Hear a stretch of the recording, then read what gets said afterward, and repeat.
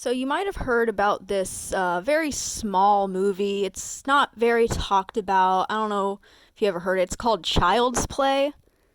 I think you've noticed that this franchise has been taking over my channel for a while. I've been posting a lot about it, and I probably still will, especially because of this video.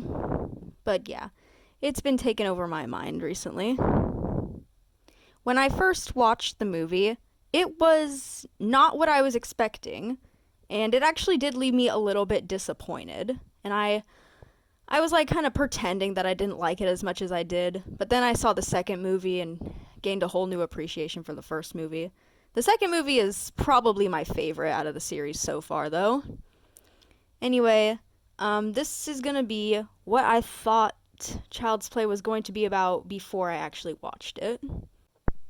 The main thing I thought was going to be the main plot was that there would be Chucky would be like jealous of a lot of the other toys, and I kind of got this from the Child's Play 2 cover where he's like cutting the head off the Jack in Box, which actually didn't happen in the movie, and I was like waiting for that scene. I thought that when he was in Andy's foster room, he was gonna do it, but no, that didn't happen.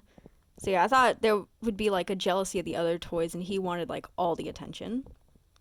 Um, but this was before I learned that he was actually human, but a friend from school before I watched the movie. And I was like young, like kids in my elementary school were watching these movies and even like they were like second graders, first graders, and they were watching like horror movies.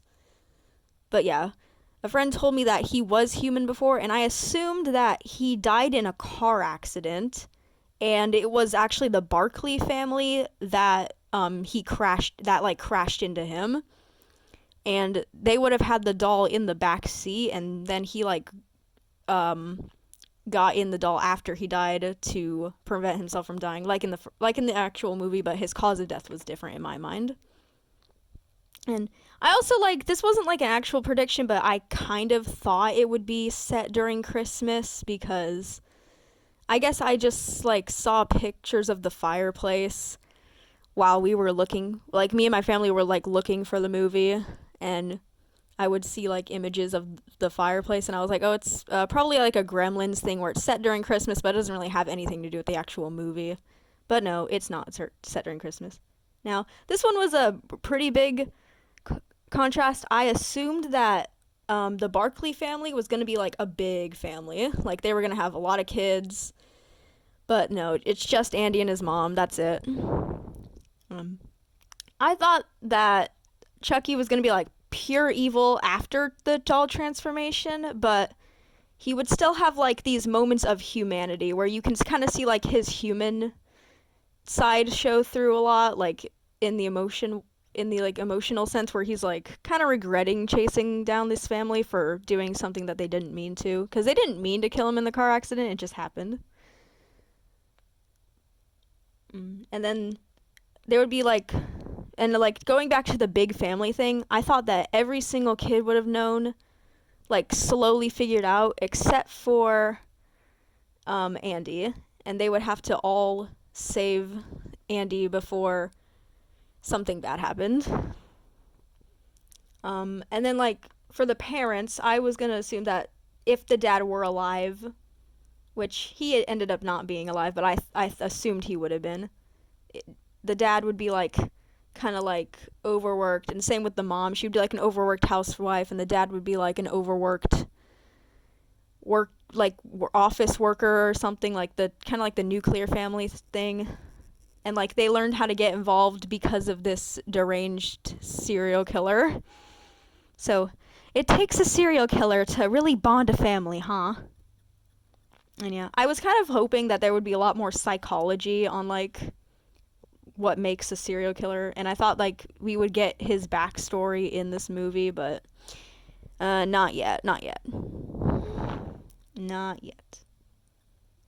And I kind of thought he would be like defeated with the magic that they use to get him in the doll in the first place, like some sort of like exorcism maybe, but I'm not really sure. I didn't think too much about the magic itself before I got into it.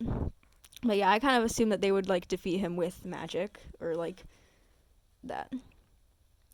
And I didn't really expect Tiffany to be in it at all, but I totally thought that they would have at least mentioned her, but I guess she wasn't part of the canon at all in the 80s to 90s and she was like, well, I mean, actually I think Bride came out in the 90s too. I don't remember. But yeah, I'm pretty sure they would have mentioned her, but I guess she wasn't she didn't exist yet, you know? I'm really stammering there. But yeah, that's pretty much all I had for prediction wise. The movie is still good.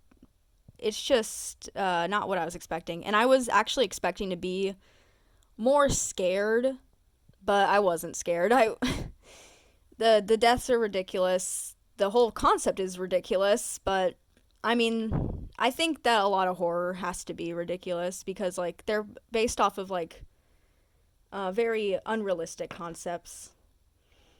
Yeah. Realistic horror is really the only kind of horror that can scare me, I guess. So, kind of like I recently watched Secret Window, and it's not really a horror movie, it's more like a mystery type movie, but it was very good. I wasn't really like scared, I was more like stressed for the character. You know, like when he was having his whole identity crisis.